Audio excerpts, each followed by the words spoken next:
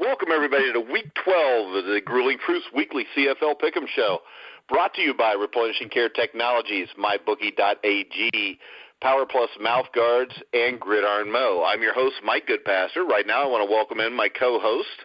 First, we'll start with Brian Schmidt. How you doing, Brian? I'm doing good, and there's no Oz tonight, which is kind of disappointing. So I know you'll have nobody to pick on. Neither will I. I know. All right, so we'll bring on our next guest, who may be a bigger achievement than winning 4 Grey Cups, as he doesn't pick on Oz Davis. Help us welcome to the show, Robert Drummond. Thanks for having me, as always. I don't think I need. Yeah, this season got much more interesting over the last couple of weeks, too. We're going to start off with Ottawa, a 32-4 winner over Montreal. Trevor Harris threw 3 touchdown passes. The Red Blacks offense, their defense only allowed 4 points. I think, Robert, maybe we're getting to the point where Ottawa's starting to go in that role that everybody keeps waiting on. You know what? Like I talked about last time I was on, Ottawa's starting to find, they're starting to find their stride. They're starting to realize they are the team that we thought they were, at the beginning of the year. But, it just took a little time. We're past the halfway point now. And I think Ottawa right now, I really think has momentum on their side. They're scoring points. They're stopping people on defense. Trevor Harris is playing unbelievable.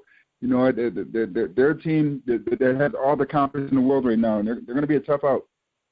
Yeah, most definitely the same thing they did this point last year when they got on their roll and ended up going on and winning the Grey Cup. Brian, the Montreal out west, this is a team that a couple weeks ago was in first place. They've had a couple bad outings in a row. Darian Durant had a really rough game, 12 for 21, 140 yards with an interception. Do you see anything the Alouettes can do to turn this around? Because right now they're going to have to chase the Ottawa Red Blacks, so they're going to have to start winning some games. Yeah, they're going to have to start winning some games. And this team, they are what we thought they were. Montreal is going to be up and down. But right now, Ottawa's a hot team. Montreal's chasing. I don't like Montreal's chances when they've got to chase. I just don't think that offensively, I don't think that they can keep up with Ottawa. And, Montreal's going to build from this season, and hopefully maybe they'll get back to the way they were. But I don't see them overtaking Ottawa in the East. All right, that brings us to what I think is a surprise. Not so much a surprise that it happened this week, but 5 or 6 weeks ago, somebody would have said the Saskatchewan Roughriders would be putting up points the way they are, winning games the way they are. I think most of us would have said they were crazy. The Roughriders put on an offensive display at the new Mosaic Stadium on Sunday. They defeated the Bombers 38-24 in the annual Labor Day Classic. I mean, the Riders put up 34 points in the first half and then basically put it on cruise control the rest of the way. Brian, the Saskatchewan for real, are they a contender? Well, they're playing like one. Look, we've talked about it many times on this show. There just comes a point in the season where we find out who's going to hit their stride and be a contender and who's going to fall away. And right now they're playing their best football. They're each week it seems like they're getting a little bit better, which is what you want. So you can't count them out. I don't know that you could ever count anybody out, when they get hot at the end, and they're getting hot at the right time. Yeah, and Robert, we had Winnipeg was maybe the hottest team in the league coming into this game. They give up 34 points in the first half. I don't think you can blame this on Matt Nichols because, 35 for 47, 364 yards, 2 touchdowns, but 2 interceptions. I think a lot of that's just playing out of desperation where your defense is giving up points left and right. You kind of tend to press and maybe make some mistakes you don't normally make. I think this is just more of a wake-up call for Winnipeg after this winning streak than a harbinger of things to come. What do you think? I think it's a wake-up call for Winnipeg also. Winnipeg is a very good team. They're a very talented team, and it's not Matt Nichols' fault. I agree with that. And looking at it, it's always, no matter how much I watch football, no matter how long I've played and everything, I always say to myself, the tale of 2 seasons. It's coming out of training camp. That first half of the season trying to feel each other out, getting to the halfway point. Now you're trying to find out who your team is, who your identity is, and how good you are. It's going to be an interesting race point on the line because Edmonton got up to a hot start, cooled off a lot. I think Calgary's one of the top teams. Really come on.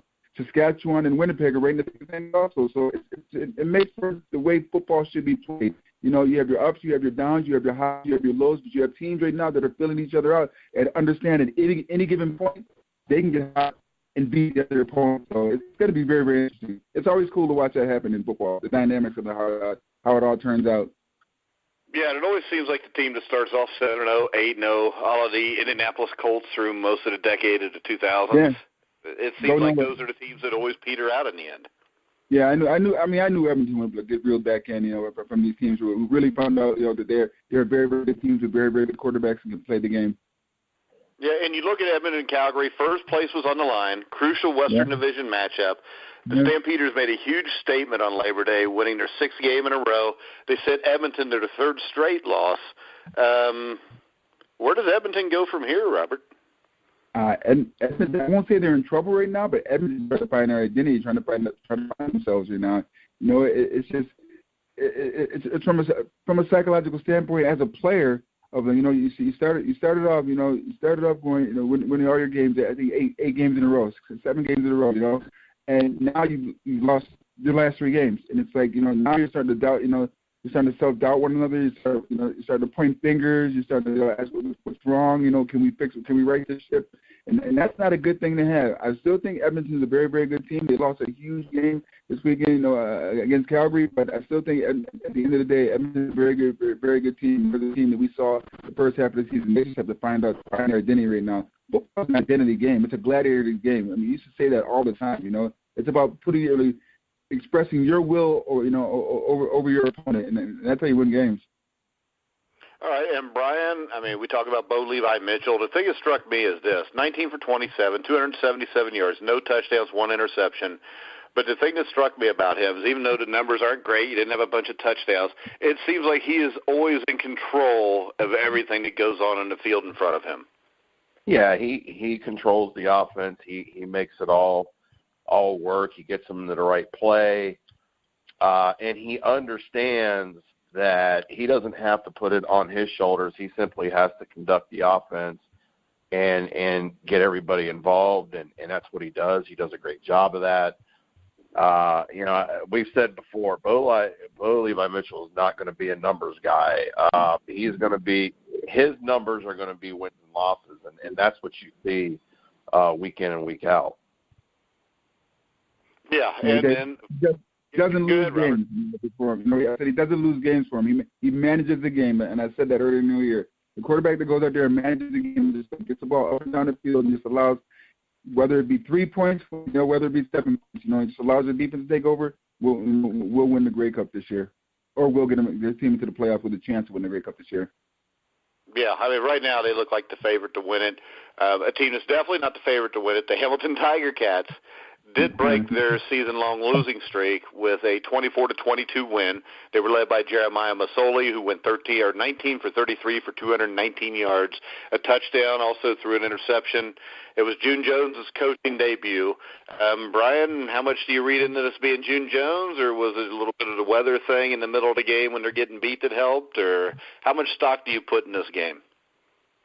You know, I've always liked June Jones, but it's too early to put that it was him. You know, I think there were a lot of different factors in this game. I do think moving forward, we'll start to see the June Jones concepts and idea, the run and shoot, a lot of things that he does. We'll start seeing a lot of those concepts starting to take form. But you're really not going to see what June Jones can do really until next year. You're just going to be able to see just bits and pieces at this point. Now, my question on the run and shoot, I know you're a big run and shoot guy. You loved Andre Ware, the Houston Cougars, Warren Moon, Houston Oilers. But my question with that is, it seems like run and shoot is a perfect offense to run in the CFL. My only problem is, once you get a couple more weeks in, the weather's going to be bad a lot. Do you think that that's conducive to winning a Grey Cup?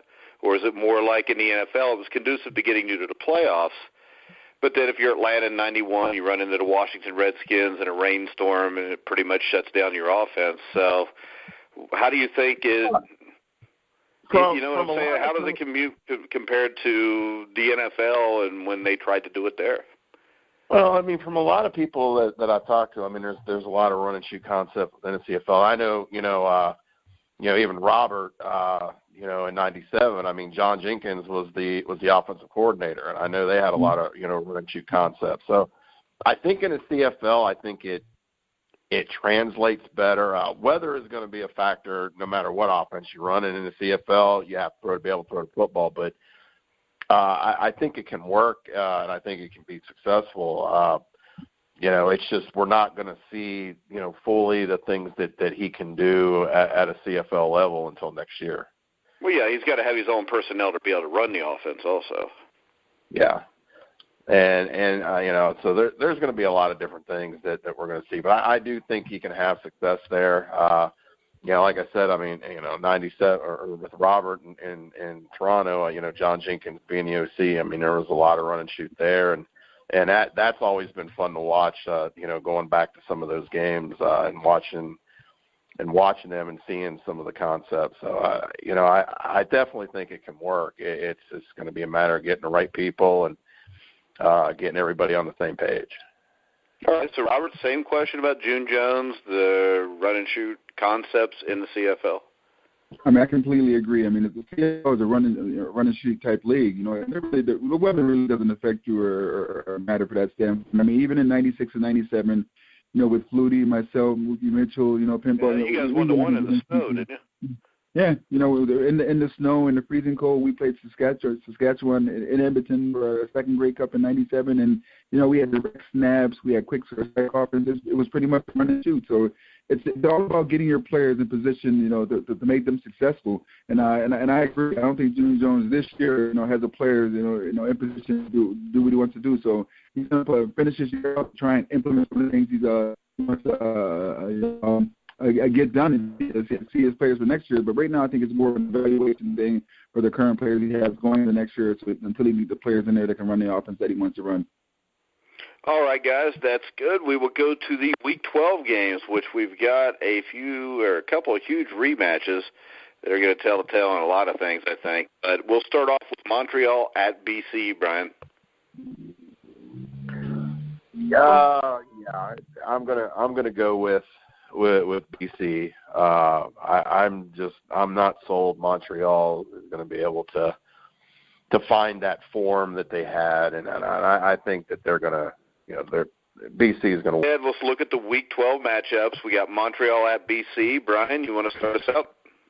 Yeah, I'm going to go with BC. I think, I think Montreal may be starting that downward trend, and this is a game that BC needs. Montreal needs it too, but I just don't think they're good enough to get it done. Yeah, I'm going to agree with you. I think both teams are in a downward trend, which I think makes this game a little tricky to pick.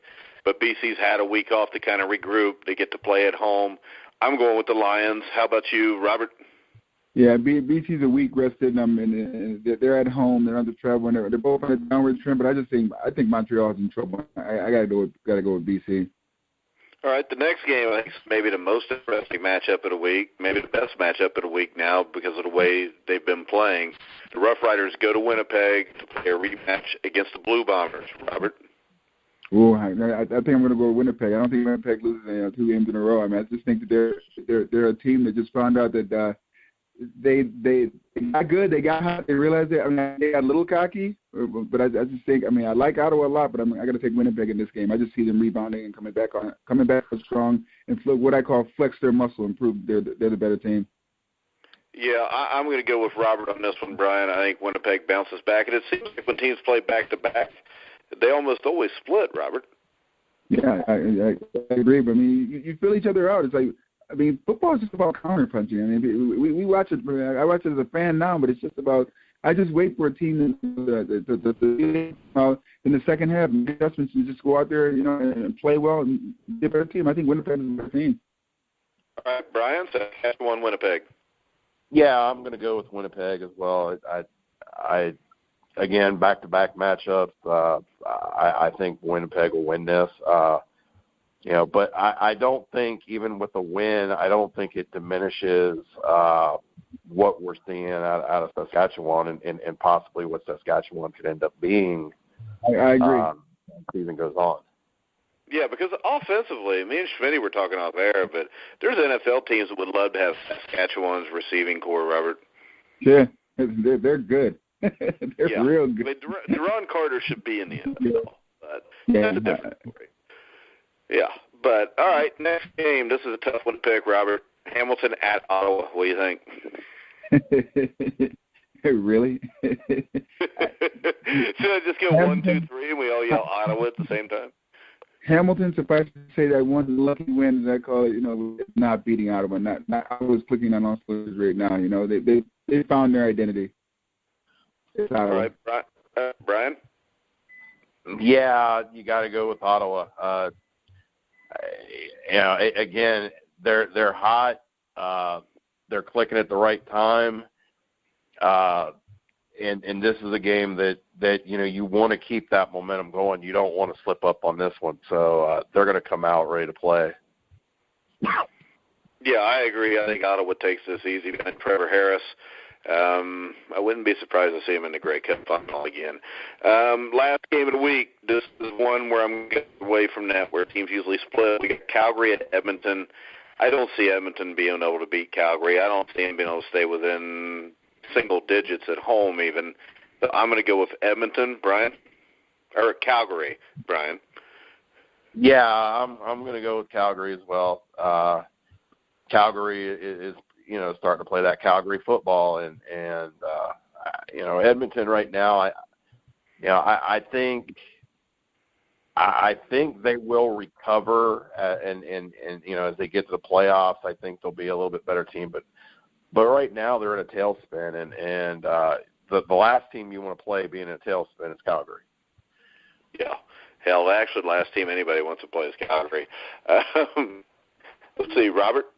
Yeah, I agree. I think Edmonton's in a little bit of a tailspin also right now, trying to find their identity, after losing 3 games. And just Calgary is just too strong of a team. And playing the teams, with anybody else, I'd say Edmonton would win the game. But playing Calgary back-to-back is just a tough task for any team. I just don't think Edmonton can pull it off. I think Calgary's going to win the game. Actually, easily. All right, I'm going to go with you guys. I think Calgary takes this game also. Well, we're going to wrap it up for Week 12. We'll be back Week 13. Oz will be back with us. Any final words, Brian? It's going to be a great weekend of football, both CFL and college. So everybody really should take some time and enjoy some football this weekend. All right, Robert? I just I mean just watching the football from in the States and in Canada. I mean I thought the NFL had drama, but all this drama in Hamilton, I was like, holy smokes, wow! I guess it's not just the football down here that has drama; it's up there also. But I mean the game's won and lost, won and lost on the field, so that's where it should be played. Especially to take care of yourself, make sure you do the right thing for the game of football, to keep the integrity of the game. That's one thing I always say. All right, guys, I want to remind everybody to check out our sponsors, mybookie.ag, replenishinggeartechnologiesinc.com, Power Plus Outcards, and Gridiron Mo. Remember, you can check all of our shows out on iHeartRadio, iTunes, Spreaker, Stitcher, TuneIn, wherever you hear sports podcasts, you'll hear the grueling truth. So, for Robert Drummond, Brian Schmidt, I'm Mike Goodpaster. You've been listening to The Grueling Truth, where the legends